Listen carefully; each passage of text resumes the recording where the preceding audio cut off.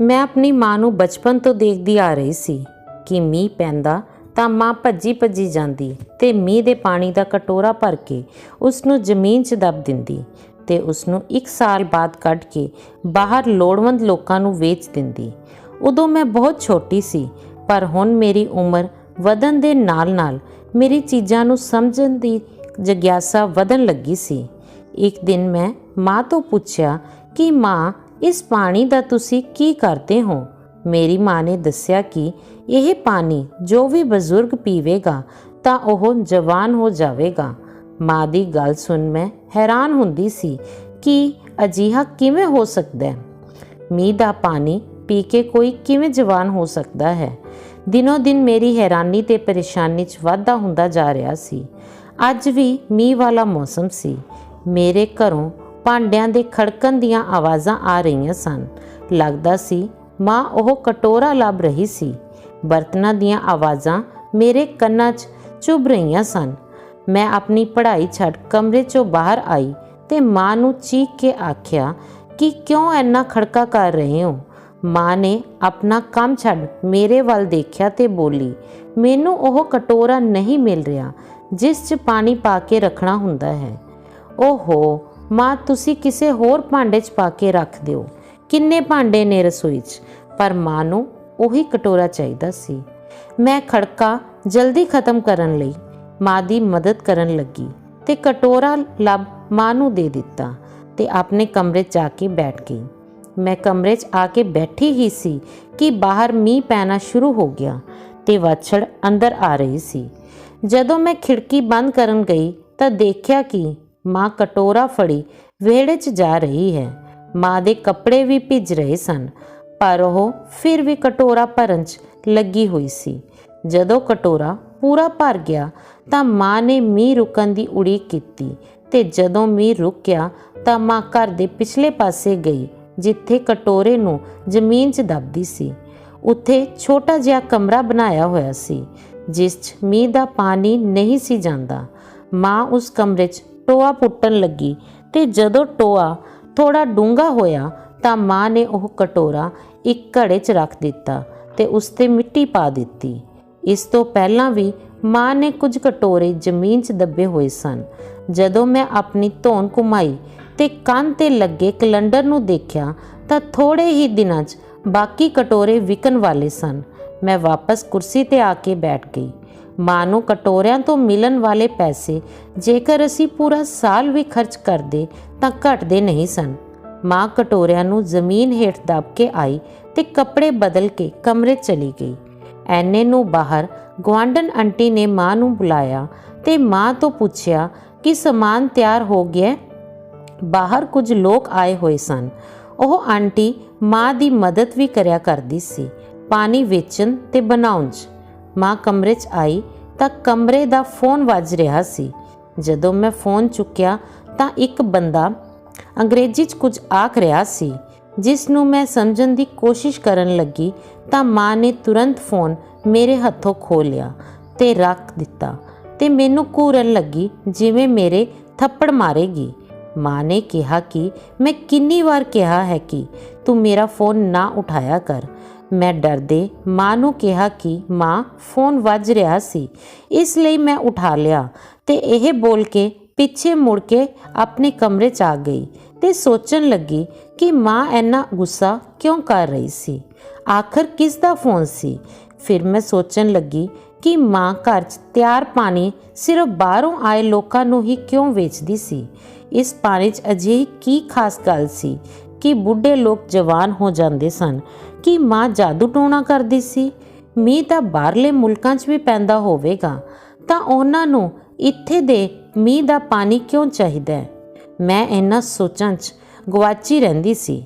ਅਗਲੇ ਦਿਨ ਕਾਲਜ ਤੋਂ ਵਾਪਸ ਆਈ ਤਾਂ ਡਰਾਇੰਗ ਰੂਮ 'ਚ ਮਾਂ ਨਾਲ ਕੁਝ ਲੋਕ ਬੈਠੇ ਸਨ ਜਿਨ੍ਹਾਂ 'ਚ 2 ਔਰਤਾਂ ਤੇ ਕੁਝ ਆਦਮੀ ਕੁਰਸੀਆਂ 'ਤੇ ਬੈਠੇ ਸਨ ਤੇ ਮਾਂ ਉਹਨਾਂ ਦੇ ਸਾਹਮਣੇ ਸੋਫੇ 'ਤੇ ਬੈਠੀ ਗੱਲਾਂ ਕਰ ਰਹੀ ਸੀ।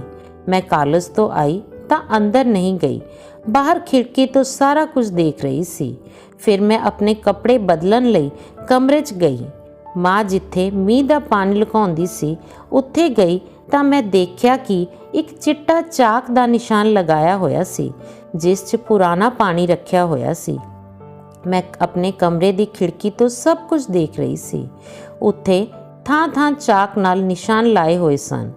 ਬਾਹਰ ਜੁੱਤੀਆਂ ਦੀਆਂ ਆਵਾਜ਼ਾਂ ਆ ਰਹੀ ਸਨ। ਲੱਗਦਾ ਸੀ ਕਿ ਜਿਵੇਂ ਮਹਿਮਾਨ ਜਾ ਰਹੇ ਸਨ। ਮੈਂ ਗੌਰ ਨਾਲ ਉਹਨਾਂ ਨਿਸ਼ਾਨਾਂ ਨੂੰ ਦੇਖਿਆ ਤੇ ਖਿੜਕੀ ਬੰਦ ਕਰ ਦਿੱਤੀ। ਮੈਂ ਹਰ ਹਾਲਤ 'ਚ ਉਹ ਕਟੋਰੇ ਦੇਖਣਾ ਚਾਹੁੰਦੀ ਸੀ, ਪਰ ਇਹ ਸਭ ਮਾਂ ਦੇ ਸਾਹਮਣੇ ਕਰਨਾ ਨਾਮੁਮਕਿਨ ਸੀ ਕਿਉਂਕਿ ਮਾਂ ਨੇ ਮੈਨੂੰ ਬਹੁਤ ਹੀ ਸਖਤੀ ਨਾਲ ਘਰ ਦੇ ਪਿਛਲੇ ਪਾਸੇ ਜਾਣ ਤੋਂ ਮਨਾ ਕੀਤਾ ਹੋਇਆ ਸੀ। ਮੈਂ ਖਿੜਕੀ ਤੋਂ ਬਾਹਰ ਦਾ ਨਜ਼ਾਰਾ ਦੇਖ ਸਕਦੀ ਸੀ। ਮਾਂ ਉਹਨਾਂ ਲੋਕਾਂ ਨੂੰ ਗੇਟ ਤੱਕ ਛੱਡਣ ਜਾ ਰਹੀ ਸੀ। ਗੇਟ ਕੋਲ ਆ ਕੇ ਮਾਂ ਨੇ ਇੱਕ ਔਰਤ ਨਾਲ ਹੱਥ ਮਿਲਾਇਆ ਤੇ ਫਿਰ ਗੇਟ ਖੋਲ੍ਹ ਕੇ ਉਹਨਾਂ ਲੋਕਾਂ ਨੂੰ ਬਾਹਰ ਤੱਕ ਛੱਡ ਦਿੱਤਾ। ਅੰਦਰ ਆ ਗਈ ਤੇ ਗੇਟ ਬੰਦ ਕਰ ਦਿੱਤਾ। ਮਾਂ ਦੇ ਚਿਹਰੇ ਤੇ ਛਾਈ ਖੁਸ਼ੀ ਤੋਂ ਲੱਗਦਾ ਸੀ ਕਿ ਮਾਂ ਦੀ ਡੀਲ ਹੋ ਚੁੱਕੀ ਸੀ। ਮੈਂ ਕਮਰੇ 'ਚੋਂ ਬਾਹਰ ਆਈ ਤਾਂ ਦੇਖਿਆ ਮਾਂ ਮੁਸਕਰਾ ਰਹੀ ਸੀ। ਮੈਂ ਡੀਲ ਬਾਰੇ ਮਾਂ ਨੂੰ ਪੁੱਛਿਆ ਤਾਂ ਉਹਨਾਂ ਹਾਂ 'ਚ ਸਿਰ ਹਿਲਾਇਆ। ਫਿਰ ਮਾਂ ਰਸੋਈ ਵੱਲ ਚਲੀ ਗਈ। ਮੈਂ ਵੀ ਪਿੱਛੇ ਰਸੋਈ ਦੇ ਦਰਵਾਜ਼ੇ ਤੱਕ ਗਈ। ਮਾਂ ਭਾਂਡੇ ਧੋਣ ਲਈ ਸਿੰਕ 'ਚ ਰੱਖ ਰਹੀ ਸੀ। ਮਾਂ ਨੂੰ ਪੁੱਛਿਆ ਕਿ ਤੁਸੀਂ ਇਹ ਪਾਣੀ ਇੱਥੇ ਦੇ ਲੋਕਾਂ ਨੂੰ ਕਿਉਂ ਨਹੀਂ ਦਿੰਦੇ? ਮੇਰੇ ਸਵਾਲ ਤੇ ਉਹਨਾਂ ਧੋਣ ਘੁਮਾ ਮੈਨੂੰ ਦੇਖਿਆ ਤੇ ਫਿਰ ਭਾਂਡੇ ਧੋਣ ਲੱਗ ਗਈ। ਭਾਂਡੇ ਧੋਂਦੇ ਮਾਂ ਨੇ ਮੈਨੂੰ ਕਿਹਾ ਕਿ ਜਾ ਕੇ ਆਪਣੀ ਪੜ੍ਹਾਈ ਕਰੋ। ਮਾਂ ਨੇ ਤਾਂ ਮੇਰੇ ਸਵਾਲ ਨੂੰ ਨਜ਼ਰਅੰਦਾਜ਼ ਕਰ ਦਿੱਤਾ ਸੀ। ਮੈਂ ਅੰਦਰ ਗਈ ਤੇ ਕਿਤਾਬਾਂ ਚੱਕ ਪੜ੍ਹਨ ਲੱਗੀ। ਪੜ੍ਹਦੇ ਮੇਰੀਆਂ ਨਜ਼ਰਾਂ ਫਿਰ ਬਾਹਰ ਵੱਲ ਗਈਆਂ। ਮਾਂ ਨੇ ਮੇਰੇ ਸਵਾਲ ਦਾ ਜਵਾਬ ਕਿਉਂ ਨਹੀਂ ਦਿੱਤਾ? ਮਾਂ ਬਾਹਰਲੇ ਮੁਲਕਾਂ 'ਚੋਂ ਆਏ ਲੋਕਾਂ ਨੂੰ ਪਾਣੀ ਵੇਚਦੀ ਸੀ। ਸਵਾਲ ਮੇਰੇ ਦਿਮਾਗ 'ਚ ਘੁੰਮਣ ਲੱਗੇ। ਮੈਂ ਸਿਰ ਨੂੰ ਝਟਕਾਇਆ ਤੇ ਸੋਚਿਆ ਕਿ ਪੜ੍ਹਨ 'ਚ ਧਿਆਨ ਦੇਵਾਂ, ਪਰ ਮੇਰਾ ਸਾਰਾ ਧਿਆਨ ਤਾਂ ਉਹਨਾਂ ਕਟੋਰਿਆਂ 'ਤੇ ਜਾ ਕੇ ਅਟਕ ਗਿਆ ਸੀ। ਮੈਂ ਵਾਰ-ਵਾਰ ਸੋਚਣ 'ਤੇ ਮਜਬੂਰ ਹੋ ਰਹੀ ਸੀ ਕਿ ਇਹਨਾਂ ਕਟੋਰਿਆਂ ਦੇ ਪਾਣੀ ਦਾ ਰਾਜ਼ ਕਿਵੇਂ ਪਤਾ ਕਰਾਂ। ਮੈਂ ਅੱਜ ਰਾਤ ਨੂੰ ਉੱਥੇ ਜਾ ਕੇ ਉਹਨਾਂ ਪਾਣੀ ਵਾਲੇ ਕਟੋਰਿਆਂ ਨੂੰ ਜ਼ਰੂਰ ਦੇਖਾਂਗੀ। ਮਾਂ ਰਾਤ ਨੂੰ ਖਾਣਾ ਖਾ ਆਪਣੇ ਕਮਰੇ 'ਚ ਸੌਣ ਲਈ ਜਾ ਚੁੱਕੀ ਸੀ, ਪਰ ਮੈਨੂੰ ਨੀਂਦ ਤਾਂ ਬਿਲਕੁਲ ਵੀ ਨਹੀਂ ਆ ਰਹੀ ਸੀ। ਮਾਂ ਦੇ ਸੌਣ ਤੋਂ ਬਾਅਦ ਰਾਤ 1 ਵਜੇ ਕਮਰੇ ਦਾ ਦਰਵਾਜ਼ਾ ਖੋਲ੍ਹ ਬਾਹਰ ਨਿਕਲੀ ਤੇ ਬਿਨਾਂ ਆਵਾਜ਼ ਕੀਤਿਆਂ ਦਰਵਾਜ਼ਾ ਬੰਦ ਕਰਕੇ ਬਾਹਰ ਆ ਗਈ। ਮੀਂਹ ਕਰਕੇ ਧਰਤੀ ਅਜੇ ਗਿੱਲੀ ਸੀ। ਮੈਂ ਹੌਲੀ-ਹੌਲੀ ਘਰ ਦੇ ਪਿਛਲੇ ਪਾਸੇ ਗਈ। ਅਚਾਨਕ ਬਾਹਰ ਗਲੀ 'ਚ ਕੁੱਤੇ ਭੌਂਕਣ ਦੀ ਆਵਾਜ਼ ਸੁਣ ਧਿਆਨ ਭਟਕਿਆ ਤਾਂ ਤਿਲਕ ਕੇ ਡਿੱਗ ਪਈ। ਮੇਰੇ ਮੂੰਹੋਂ ਚੀਕ ਨਿਕਲ ਗਈ। ਮੈਂ ਆਪਣਾ ਪੈਰ ਫੜੀ ਮਾਂ ਨੂੰ ਬੁਲਾਉਣ ਲੱਗੀ। ਮੇਰੀ ਚੀਕ ਸੁਣ ਮਾਂ ਭੱਜੀ ਘਰ ਦੇ ਪਿਛਲੇ ਪਾਸੇ ਆ ਗਈ ਤੇ ਮੈਨੂੰ ਸਹਾਰਾ ਦੇ ਕੇ ਉਠਾਇਆ ਤੇ ਅੰਦਰ ਲਿਜਾਂਦੇ ਹੋਏ ਧਮਕਾਉਂਦਿਆਂ ਕਿਹਾ, ਇੱਥੇ ਇਸ ਵੇਲੇ ਕੀ ਕਰ ਰਹੀ ਸੀ? ਮੈਂ ਮਾਂ ਨੂੰ ਬਹਾਨਾ ਬਣਾ ਆਖ ਦਿੱਤਾ ਕਿ ਕਮਰੇ 'ਚ ਮੇਰਾ ਸਾਹ ਔਖਾ ਹੋ ਰਿਹਾ ਸੀ, ਇਸ ਲਈ ਮੈਂ ਬਾਹਰ ਆ ਗਈ ਸੀ। ਝੂਠ ਨਾ ਬੋਲ, ਮੈਂ ਸਭ ਜਾਣਦੀ ਹਾਂ ਕਿ ਤੂੰ ਕੀ ਕਰਨ ਗਈ ਸੀ। ਮੈਂ ਤੇਰੀ ਮਾਂ ਹਾਂ, ਤੇਰੀ ਰਗ ਜਾਣਦੀ ਹਾਂ, ਸਮਝੀ? ਮੈਨੂੰ ਬਿਸਤਰ 'ਤੇ ਬਿਠਾਉਂਦੇ ਮਾਂ ਬੋਲੀ ਤੇ ਮੇਰਾ ਪੈਰ ਦੇਖਣ ਲੱਗੀ। ਮੈਨੂੰ ਆਪਣੇ ਪੈਰ ਨਾਲੋਂ ਜ਼ਿਆਦਾ ਫਿਕਰ ਕਟੋਰਿਆਂ ਦੀ ਹੋ ਰਹੀ ਸੀ। ਮਾਂ ਦੀ ਗੱਲ ਤੇ ਮੈਂ ਸਿਰ ਨੀਵਾਂ ਕਰ ਲਿਆ ਸੀ। ਮਾਂ ਨੇ ਕਿਹਾ ਕਿ ਪੁੱਤ ਤੂੰ ਉਹਨਾਂ ਕਟੋਰਿਆਂ ਦਾ ਪਿੱਛਾ ਛੱਡ ਦੇ, ਤੇਰੇ ਕੰਮ ਦੇ ਨਹੀਂ ਹਨ। ਮੈਂ ਅੱਜ ਫਿਰ ਪਿਆਰ ਨਾਲ ਸਮਝਾ ਰਹੀ ਹਾਂ, ਚੰਗਾ ਹੋਵੇਗਾ ਕਿ ਤੂੰ ਸਮਝ ਜਾ। ਮੇਰੇ ਪੈਰ ਤੇ ਦਵਾਈ ਲਗਾਉਂਦੇ ਹੋਏ ਮੇਰੀ ਮਾਂ ਮੈਨੂੰ ਧਮਕਾ ਰਹੀ ਸੀ। ਉਸ ਤੋਂ ਬਾਅਦ ਮਾਂ ਆਪਣੇ ਕਮਰੇ ਚਲੀ ਗਈ। ਸਵੇਰੇ ਉੱਠੀ ਤਾਂ ਮਸ਼ੀਨ ਦੀ ਤੇਜ਼ ਆਵਾਜ਼ ਆ ਰਹੀ ਸੀ। ਮੈਂ ਅੱਖਾਂ ਮਲਦੀ ਹੋਈ ਉੱਠੀ ਤੇ ਕਮਰੇ 'ਚੋਂ ਬਾਹਰ ਆ ਗਈ।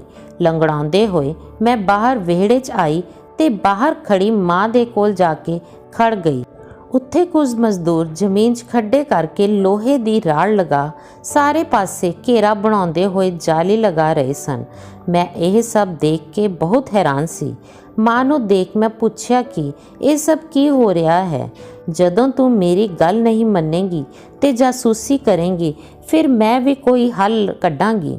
ਮਾਂ ਬਹੁਤ ਗੁੱਸੇ ਨਾਲ ਇਹ ਗੱਲ ਬੋਲੀ, ਪਰ ਮਾਂ ਮੈਂ ਸਿਰਫ ਉਹ ਕਟੋਰੇ ਦਾ ਪਾਣੀ ਦੇਖਣਾ ਚਾਹੁੰਦੀ ਹਾਂ ਕਿ ਆਖਰ ਉਸ 'ਚ ਅਜਿਹਾ ਕੀ ਖਾਸ ਹੈ। ਮੇਰਾ ਮੂਡ ਬਹੁਤ ਖਰਾਬ ਹੋ ਗਿਆ ਸੀ। ਮੈਨੂੰ ਲੱਗ ਰਿਹਾ ਸੀ ਕਿ ਮੈਨੂੰ ਕੋਈ ਪਲਾਨ ਬਣਾਉਣਾ ਪਵੇਗਾ ਤਾਂ ਹੀ ਮੈਨੂੰ ਇਹ ਸਭ ਪਤਾ ਲੱਗੇਗਾ। ਮੈਂ ਅੰਦਰ ਆ ਗਈ ਤੇ ਸੋਚਣ ਲੱਗੀ ਕਿ ਮੈਂ ਹੁਣ ਕਿਸ ਤਰ੍ਹਾਂ ਪਾਣੀ ਦੇ ਕਟੋਰੇ ਤੱਕ ਪਹੁੰਚਾਂ ਤੇ ਦੇਖਾਂ ਕਿ ਉਸ 'ਚ ਆਖਰ ਹੈ ਕੀ। ਮੈਨੂੰ ਆਪਣੀ ਮਾਂ 'ਤੇ ਬਹੁਤ ਗੁੱਸਾ ਆ ਰਿਹਾ ਸੀ। ਮਾਂ ਨੇ ਪਤਾ ਨਹੀਂ ਮੈਨੂੰ ਕਿਉਂ ਉਸ ਪਾਣੀ ਤੋਂ ਦੂਰ ਰੱਖਿਆ ਸੀ। ਜੇਕਰ ਉਸ ਪਾਣੀ ਕਰਕੇ ਬਜ਼ੁਰਗ ਜਵਾਨ ਹੋ ਜਾਂਦੇ ਸਨ ਤਾਂ ਫਿਰ ਮਾਂ ਉਹ ਪਾਣੀ ਕਿਉਂ ਨਹੀਂ ਪੀਂਦੀ ਸੀ।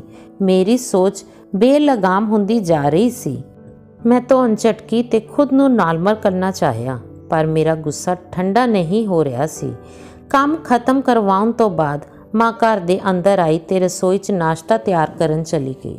ਮੈਂ ਵਾਰ-ਵਾਰ ਆਪਣੀ ਮਾਂ ਨੂੰ ਦੇਖ ਰਹੀ ਸੀ। ਮੈਂ ਸੋਚਿਆ ਕਿ ਕਿਉਂ ਨਾ ਮਾਂ ਨੂੰ ਪੁੱਛਾਂ ਕਿ ਉਹ ਖੁਦ ਪਾਣੀ ਕਿਉਂ ਨਹੀਂ ਪੀਂਦੀ। ਮਾਂ ਨੂੰ ਪੁੱਛਿਆ ਤਾਂ ਕਿ ਤੁਸੀਂ ਵੀ ਤਾਂ ਬਜ਼ੁਰਗ ਹੋ ਰਹੇ ਹੋ, ਤੁਸੀਂ ਕਿਉਂ ਨਹੀਂ ਉਹ ਪਾਣੀ ਪੀਂਦੇ। ਮੇਰੀ ਗੱਲ ਸੁਣ, ਮਾਂ ਦੇ ਚਿਹਰੇ ਦਾ ਰੰਗ ਉੱਡ ਗਿਆ ਸੀ। ਮਾਂ ਨੇ ਇੱਕਦਮ ਪਲਟ ਕੇ ਗੁੱਸੇ 'ਚ ਮੇਰੇ ਵੱਲ ਦੇਖਿਆ ਤਾਂ ਮਾਂ ਦਾ ਗੁੱਸਾ ਦੇਖ ਮੇਰੀ ਜਾਨ ਹੀ ਨਿਕਲਣ ਵਰਗੀ ਹੋ ਗਈ ਸੀ। ਬਾਕੀ ਦੀ ਕਹਾਣੀ ਅਗਲੇ ਭਾਗ 'ਚ ਸੁਣਦੇ ਹਾਂ। ਜੇਕਰ ਤੁਸੀਂ ਸਾਡੇ ਚੈਨਲ 'ਚ ਨਵੇਂ ਹੋ ਤਾਂ ਪਲੀਜ਼ ਸਾਡੇ ਚੈਨਲ ਗਿਆਨ ਦੀਆਂ ਗੱਲਾਂ ਨੂੰ ਸਬਸਕ੍ਰਾਈਬ ਕਰੋ ਤੇ ਉਸ ਦੇ ਨਾਲ ਦਿੱਤੇ ਨੋਟੀਫਿਕੇਸ਼ਨ ਨੂੰ ਜ਼ਰੂਰ ਦਬਾਓ ਤਾਂ ਜੋ ਤੁਹਾਨੂੰ ਸਭ ਤੋਂ ਪਹਿਲਾਂ ਸਾਡੀਆਂ ਕਹਾਣੀਆਂ ਮਿਲ ਸਕਣ।